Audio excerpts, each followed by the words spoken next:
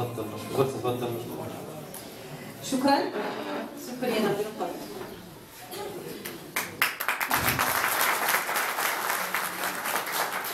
شكرا اخ كريم رئيس اللجنه، الاخوه في اللجنه التحضيريه ديال الفرع، الاخ الكاتب الاقليمي، الاخوه في الكتابه الاقليميه بمراكش، الاخوه في الشبيبه، الاخوات في النساء، مناضلين ومناضلاتنا في الاتحاد الاشتراكي، العاطفين والعاطفات على الاتحاد الاشتراكي، ضيوفنا الكرام، هؤلاء الذين حجوا للاستماع الينا.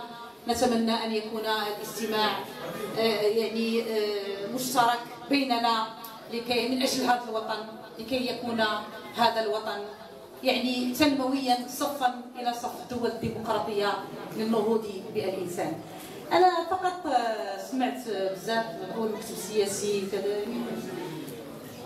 انا مثلكم، لا من منطقه الشماعيه، اعيش نفس الالام ديالكم والامال ديالكم. رجليا تخشوا في الغيص لان الجماعه ما قامتش يعني بواجبها ازاء هذا المواطن. بحالكم طحت في الضايات باش وصلت للمدرسه وكسواتي تلصقوا، بحالكم واحد النهار كانت الشتاء ما لقيتش من ندوز للمدرسه. يعني هذا المشترك القوي بيننا هو اللي جاب به الارضيه اللي خضعت الثقه ديال الاتحاديين والاتحاديات في المؤتمر التاسع.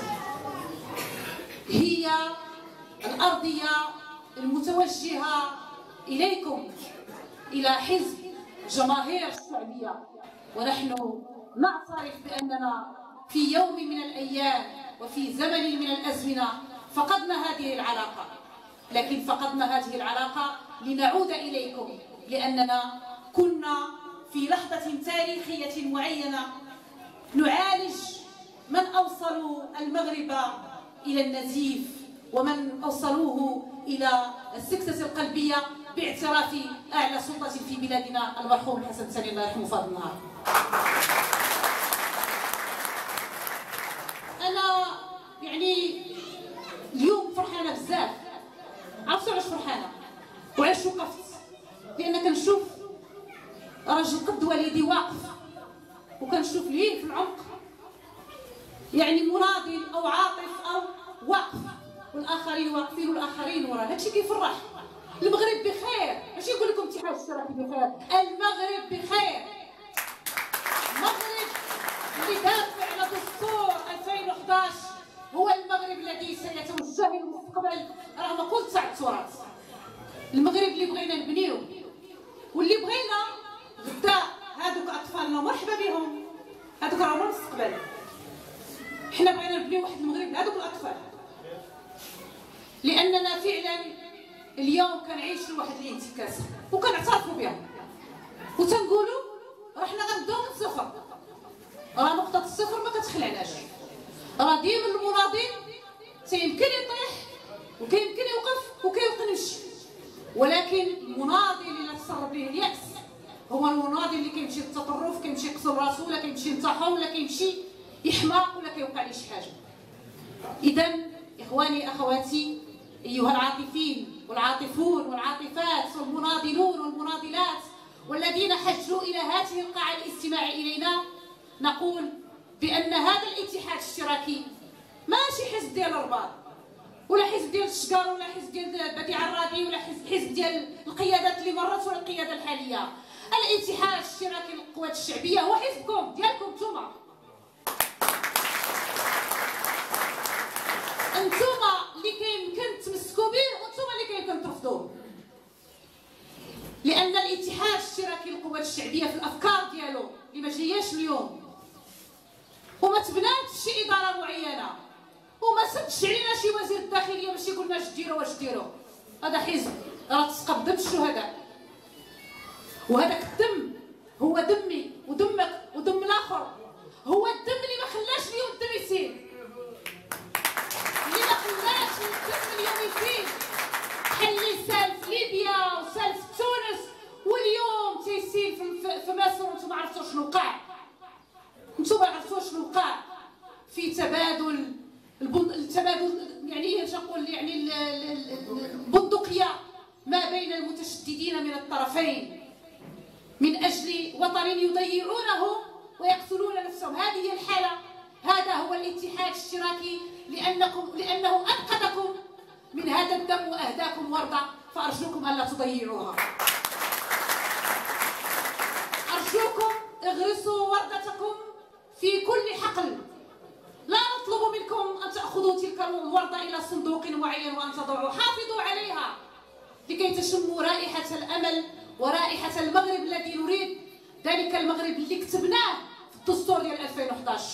أنا كنذكركم إخواني أخواتي، بالأمس كلكم مشيتوا صوتوا على الدستور، واللي ما قراش الوثيقة أكيد أن ولده ولا خوه ولا شي واحد من مشيتوا عليه ولا حتى رجل السلطة فسر ليه اشنو هذا الدستور، عرف بند من البنود. ما غاديش يعرف كل شيء، ولكن قالوا لكم المغرب غيولي زوين.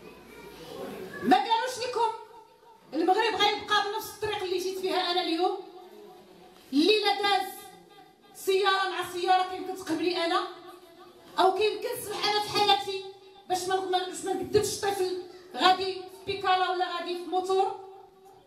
قال لكم المغرب بانه ما غاديش يكون هذا الوضع الحار اللي ما كاينش، وما غاديش يكون لكم من المغرب اللي كيسرق الاراضي ديالكم اليوم، وما غايقول لكمش المغرب اللي ما كيحل لكمش المشاكل ديالكم اليوم، وما غاديش يقول لكم المغرب اللي ما كيجاوبش على اسئلتكم اليوم وتيخليكم دايخين.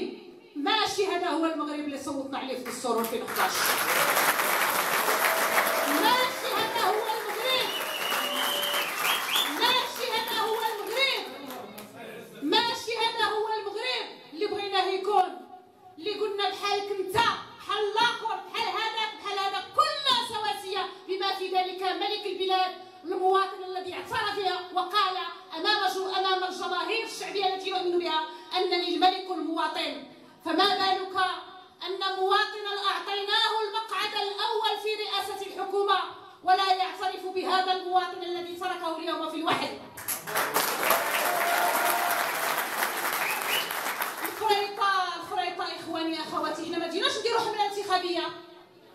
الفريطه راه هي الشماعيه، وهي اي قبيله مشيتي ليها في الحوز، وهي اي بلاصه مشيتي ليها في الحواشي في الدواوير اللي كاينه في السراغنه، ومشيتي لسيد المختار ولا مشيتي لشيشاوه. اذا هذا المغرب المهمش المتعدد اللي اليوم ابناء الصابرين اللي كنشوفوا في التلفزيون الناس كيتقاتلوا تيقولوا لا حنا نصبروا من اجل مغربنا، وراه هذا هو المواطن المغربي. ولكن لا، حنا غادي نبنيو مغربنا بالديمقراطيه. حنا ما غنهزوا لا سلاح، ما غندابزوا، ما غنهزوا سيوفه، ما غنمشيو نولوا شمكاره نديروا السيليسيون، ما والو. حنا غنديروا هاد التجمعات وغادي ندير يدي في يدك من طنجه حتى للقويره، ونقول انت عطيتك البارح صوتي وقلتي لي في البرنامج الانتخابي 1 2 3 4 5، ما شفت لا 1 لا 2 لا 3 لا 4 لا 5. اجابوا لي شنو كاين؟ تقول لي التماسيح والعفاريت، اسمح لي وريني شكون هاد التماسيح والعفاريت. انا مواطن مغربي اللي اليوم كنضحي بان ولدي ما يمشيش للمدرسه، وبان ولدي ما يمشيش للسبيطار، وبان بنتي ما يكونش عنده سكن لائق، وبان ولدي سرقت ارضه كما سمعت اليوم بعض المواطنات، وبان ولدي هضمت حقوقه. انا اليوم صابر على كل شيء باش يبقى مغربي واقف، باش نبقى الدوله اللي خصها تكون متميزه في المحيط. ولهذا التشارك اللي درتي معايا ماشي هو هذا فلان ولا فلانه. التشارك اللي درتي معايا هو انك عطيتيني برنامج، وانا عاقبت واحد الجهه سياسيه معينه لانها لم تستكمل الاوراش، وعدت باوراش ووقفت في نصفها ولم تستكملها. اليوم انت ما درتي معايا والو، حتى حاجه. حتى الدستور اللي من المفروض انه تكون القوانين ديالو اللي غتنظمني ما كايناش. اش نشرح لاخواني اللي ما تيفهموش هذه القوانين التنظيميه؟ كتقرا في الدستور كتلقى مثلا وجه النساء، كتلقاو شي حاجه في النساء مثلا اللي هي مشروعه ديالهم هما مطالب ديالهم مكتوبه في الدستور. وبالله عليكم كتنظم هذا الدستور كينظم العلاقه بين المراه والرجل. تمشيو للمحاكم اليوم ما غتلقاوش قانون تنظيمي. حنا راه الدستور اللي صوتنا عليه راه باقي ما كنتعاملوش به. علاش ما كنتعاملوش به؟ لان الحكومه برئاسه الحزب الاغلبي بين قوسين هي اللي قتلت الوثيقه الدستوريه واللي قتلت احلام المغاربه. وحنا السؤال اللي خصنا نرفعوه، اشنو باغيين هاد الناس؟ حنا المغاربه معروفين، ما باغيين لا الدبيز، ما باغيين نحرقوا نادر، ما باغيين نهرسوا جبل. سالينا حنا قلنا الثوره والزنا وكذا، 75 درنا الانتقال الديمقراطيه ونعالجوا مشاكلنا بالتي هي احسن بهذه التجمعات اللي كتشوفوا ديال المواطنين. حنا خاصنا حل، والحل بطبيعه الحال هو ان نضع يدا في يد من اجل المغرب الغد. حتى شي حاجه كيف ما قلت ما هي صعيبه. اللي صعيب هو اننا كنمشيو كيتسرب الياس لقلوبنا وكيتسرب لادمغتنا، وكنمشيو نسدوا على بيباننا كنقولوا الاحزاب كلها فاسده، الاحزاب كلها كذا. وعلى ذكر الاحزاب، حنا غنكونوا صرحاء وواضحين. الاتحاديين اللي معنا الان كيعرفوا هذا الشيء، ضيوفنا واخواننا، وحنا دائما في الاتحاد الشعبي كنفكروا بصوت عالي، تنقولوا اللي علينا، اللي درنا واللي ما درنا، سلبياتنا وايجابياتنا، حتى مشاكلنا الداخليه كنخرجوها بالفوت العريض. الصحافه هي دائما تجمعاتنا حتى الداخليه تيحضروها المنابر الاعلاميه. ايماننا بان هذا الحزب ماشي ديال فلان لا فلان، هذا حزب المغرب،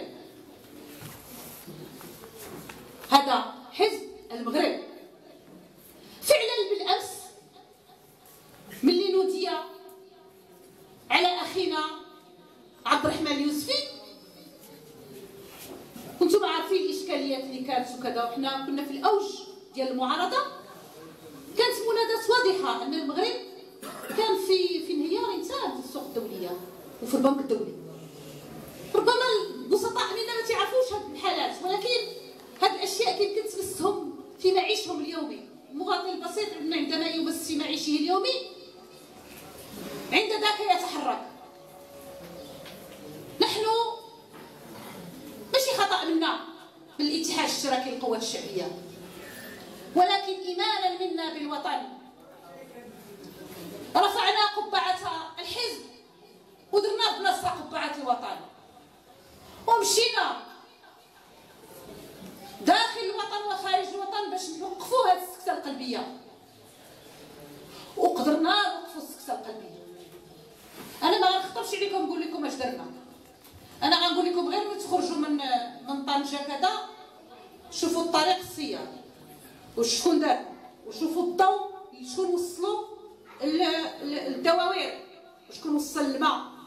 وكنا غاديين اننا المغرب يكون بحال الدول الاوروبيه. انا ماشي زعما كنبيع لكم الوهم، كنا غاديين فعلا.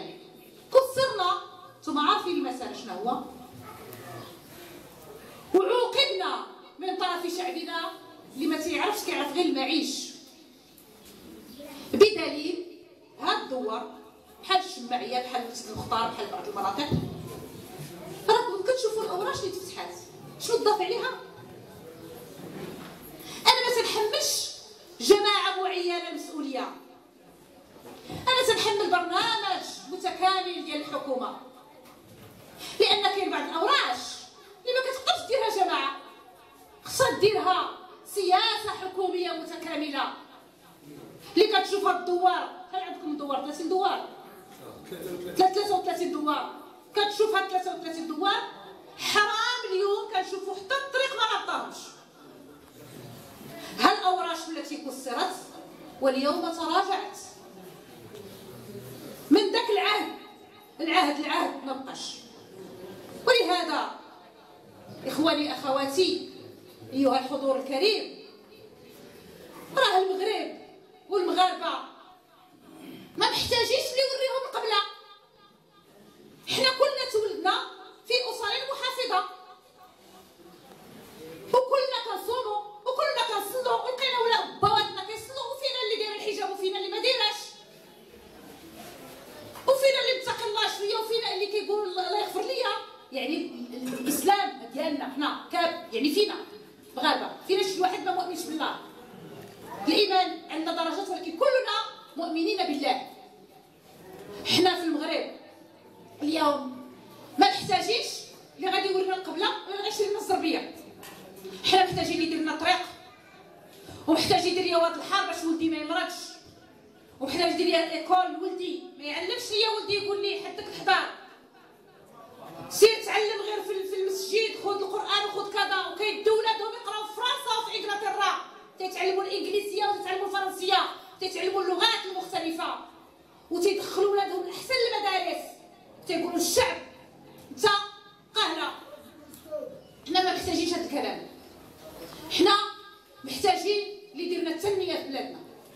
حنا محتاجين اوراش كبرى، حنا محتاجين استكمال الاوراش اللي بدات التناوب، حنا محتاجين توجه للمستقبل، حنا محتاجين بالفعل باش يتفعل الدستور.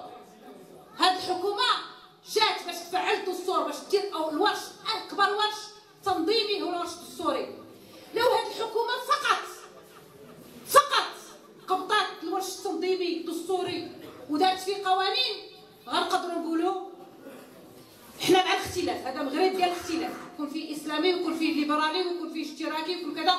حنا ماشي مغرب الحزب الواحد، حنا مغرب التمارد الديمقراطي، والاتحاد الاشتراكي كيامن بالتمارد الديمقراطي. ولكن الشيء اللي ما كنامنوش به والشيء اللي يمكن نواجهوه صغارا وكبارا بجميع النفس اللي فينا، وحنا نفسنا طويل بهذه المناسبه. حنا ماشي مناسبات عندنا 2015 ولا 2016 شي مختلفين، حنا بغينا نكبروا مع داك الطفل، بغينا 2030 يكون داك الطفل كيهضر 4 اللغات، ويكون كامل في بيئه الى جا عنده ولد من اوروبا يكون ند للند هو وياه، كيتكلم معاه بنفس النفسيه ديالو. وحنا ما عندنا مشكل نجح فلان في 2015 16 ما عندنا مشكل، ولكن سنحاسب كل واحد منهم او منا قدام قعد ديال الشعب. ولهذا اخواني اخواتي، عندما ترون بان الاتحاد الاشتراكي القوى الشعبيه المعارضه والعرصه الاتحاد الاشتراكي القوى الشعبيه اللي كتشوفوا في البرلمان كيسموا عليه، ما تبقاوش تصدقوا اللي كيقول لكم راه بس المعارضه تيغوتوا راه هذاك الراجل ما خلاوش يخدموا. لا، راه هذاك الراجل واحترامي ليه كرئيس حكومه، وانا شاهده من الشرفه البرلمان، يعني ماشي كنشوف التلفزيون، كينوضوا الفوضى هما. علاش؟ واحد المسائل بسيطه جدا، لانهم ما بغاوش يجاوبوا على الاسئله. يكون في علمكم الاتحاد الاشتراكي الان عنده اكثر من 8000 سؤال كتابي، حتى سؤال ما جاوبت عليه الحكومه. هادو كتابيه ما تيجاوبوش الا بعض القطاعات القليله جدا باش يكونوا منصفين. الاسئله اللي كتكون موجهه شفويه كيخلقوا لها هما مسرح. وانتم شفتوا شنو وقع في الجلسه، ربما المغاربه كلهم شافوا اشنو وقع في الجلسه الشهريه الاخيره ديال رئيس الحكومه. باش نقرب لكم وجهه النظر، شكون فيكم ما شافش التلفزيون؟ كلكم عارفين اشنو وقع، ولكن ما عارفينش اشنو وقع بالذات. انا غادي نحكي لكم الا سمحتوا لي عندكم وقت السيد الرئيس، انا باش ما نطولش عليكم. انا كنت شاهده، غنقول لكم شهاده وانا من الله. جماعه المعارضه بالمناسبه حنا معارضه، كاين تحالف بيننا وبين حزب الاستقلال، وكاين تحالف المؤسساتي مع حزب الاصاله والمعاصره ومع الاتحاد السوري. عندنا يعني تنسيقين. قررت المعارضه في اجتماع رؤساء الفرق انه عوض، لان هذا الشعب بزاف عنده مشاكل بزاف، كل نائب كيجيب 60 سؤال 70 سؤال، كثير داكشي كثير ما تصوروش بالمناطق. الحياه مشلوله، الحياه مشلوله بصفه نهائيه. فقرروا خدمه لهذا المواطن هذه المناسبه جا عندنا السيد رئيس الحكومه المحترم الى قبه البرلمان، غادي نعطوه عوض سؤال واحد باش نقدروا حنا داك الزخم من الاسئله اللي كاين في المناطق، غنعطوه 13 سؤال. فالرجل ملي شاف 13 سؤال، شي في الكهرباء، شي في الماء، شي في الصحه، شي في التعليم، شي كسر عليه الشغل، هو ما عنده حتى حل. واللسان ديال هذاك بحال شي فقير بحال حنا قلنا. انا قلت لك شخصيا انا ملي كنبغي نسمع الخطب الدينيه او الخطب الدعويه وعندي رغبه في ذلك، فعندي مجالاتها. هذه حكومه وهذا رئيس حكومه عنده صلاحيات، وهذيك الصلاحيات راه حنا دافعين عليها. اتحاد الاشتراكي دار معركه من اجل باش يكون ذاك المقعد، لاننا حنا عانينا في عهد اخينا عبد الرحمن اليوسفي ملي كان عندنا وزاره اولى ما قدرناش نمروا مشروع، ما قدرناش نستكملوا المشاريع لان ما عندناش قوانين فين نمروا. بغينا نديروا اشياء كثيره وكنا مكتفين بالمساطير وبالقوانين، فلهذا دافعنا على هذيك رئاسه الحكومه. جا السيد رئيس الحكومه ومجندا بفريقين، وانا كنت وراء فريقين باش يديروا البلبله ذاك النهار. وفعلا كان الاستفزاز بديك الكلمه، لان انا كان يعني حياء واحتراما لهذه الوجوه ما نقدرش نقولها، انتم سمعتوها، واللي وقف الجلسه في تاريخ المغرب حتى في سنوات الرصاص ما عمر جلسات ديال البرلمان وقف جلسه دستوريه. وماشي وقف جلسه دستوريه فقط، وقفها ومشى بحالته، ما خلاتها لرئاسه البرلمان تاخذ القرار. والان عندما خرج من البرلمان ومشى لدارو ونعس مع راساته، عاد بدا كيقلب على حلول مع المعارضه شنو هي. ولهذا حنا لاننا متوجهين للمستقبل وكنعرفوا ان تونس ما بعيداش منا، وان مصر ما بعيداش منا، وان ليبيا ما بعيداش منا، وباننا مهددين بالساحل والصحراء، وبان عندنا قضايا ديال الوطن الكبيره اللي حنا كنا كنديروا فيها توافقات، اهم قضيتنا الوطنيه. قلنا راه نمشيو مع هذا الراجل تيحن الله، سمحنا سيدي وحضرنا الراس، وقلنا نتوجهوا للمستقبل. وانتم شفتوا كيفاش حنا رغم اننا امتنعنا على القوانين التنظيميه فخليناها من الراس، رغم اننا التعديل ديالنا ما تقبل ديال المعارضه، داروا الديكتاتوريه، ولكن مع ذلك قلنا هذه قوانين ستبني بلدنا. ونحن دائما كنا جنود الوطن من كافه الوجهات، اتحاديين واتحاديات كانوا دائما جنود الوطن من حزبهم ومن جمعياتهم ومن فضاء القرب ومن نقابتهم ومن هما كاشخاص ومن بيوتهم، وهذه هي الحاله اللي غنرجعوا لها. حنا اليوم اخواني اخواتي باش ما نطولش عليكم غادي نكونوا حداكم في بيوتكم، معاكم في ازقتكم، قبلوا علينا وحنا معاكم.